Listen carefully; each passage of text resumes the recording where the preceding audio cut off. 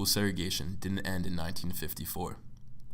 And what if I told you that Brown versus Board of Education, the historic landmark case that ended legal segregation with the United States, is little more than a mere triumph in history books? And what if I told you that school segregation is now reaching levels seen in the 1960s? These are not mere what-ifs. The era of school segregation is real and is happening again. According to the UCLA Civil Rights Report released in 2018, the number of intensely segregated schools has nearly doubled in the past 20 years. And the number of segregated schools in general has also doubled in the same amount of time. School segregation isn't just affecting a single region within our country. It's a widespread issue that needs to be addressed. It is an issue that's affecting every single area and not just the South, as many would like to believe. We're approaching levels of segregation that have been seen not since the 1960s, and the Northeast has actually passed that mark. So now the question becomes, why? Why have we as a society that claims equality for all men reverted back to such a dark period within American history? Why isn't anyone talking about this very issue? And why hasn't the Supreme Court acted in its traditional role as a protector of all members of society against transgressions of inequality? So to answer these questions of why, there's three main points that lead to school segregation within the modern day era. The first is which is standardized testing, being the modern tool for segregation. The second of which is key poor decisions by the Supreme Court, and the third is residential segregation within the United States. Residential segregation within the United States is nothing new. Up along the South and along the East Coast, African Americans have disproportionately been affected by intense residential segregation. And on the West, Latinx populations have also suffered the same plight as African Americans have in the East, and this is continuing into the modern day. For example, Detroit has been seen as the poster child for residential segregation within the United States. Detroit is so segregated that school district boundary lines can be seen without ever even having to look at a map. If simply looking at the demographic information, you can see clearly where one line begins and the other ends. This is a real issue.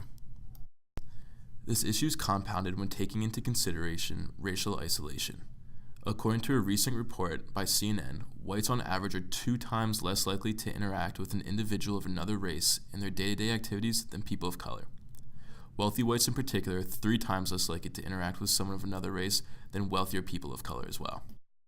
If individuals are not interacting outside of their neighborhood, as this recent report suggests, then it is highly unlikely this interaction will occur in schools. As mentioned before, residential segregation within the United States is nothing new, and it is in fact getting worse. School assignment for students is based directly on their area of residence. This is an important factor to take into account when looking at the correlation between race and poverty.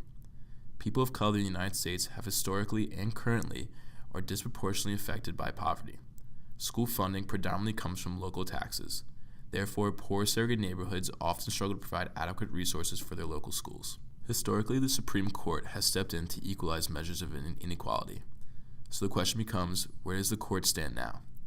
Well, instead of providing much-needed assistance to combat school segregation, and therefore school inequality, the Supreme Court has in fact made it hard to integrate schools on the basis of race by eliminating many of the effective tools of integration. Much of this reversion can be traced back to 2 Supreme Court cases, the first of which is the 1970s Supreme Court case Milliken v. Bradley.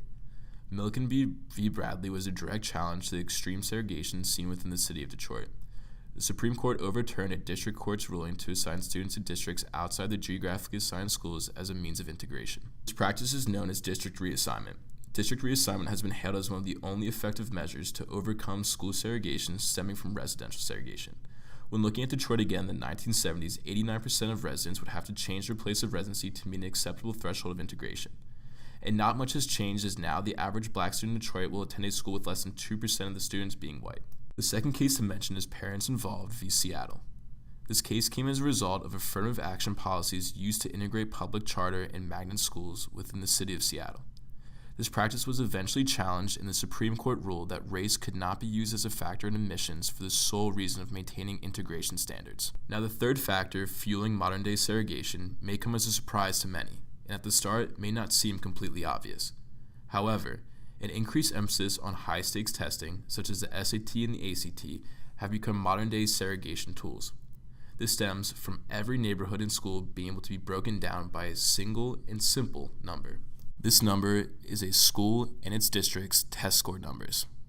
You see, when a new parent is buying a house for the first time, the realtor will often tell them what the school's district performance levels are, and these levels are often correlated highly with the school district's test scores.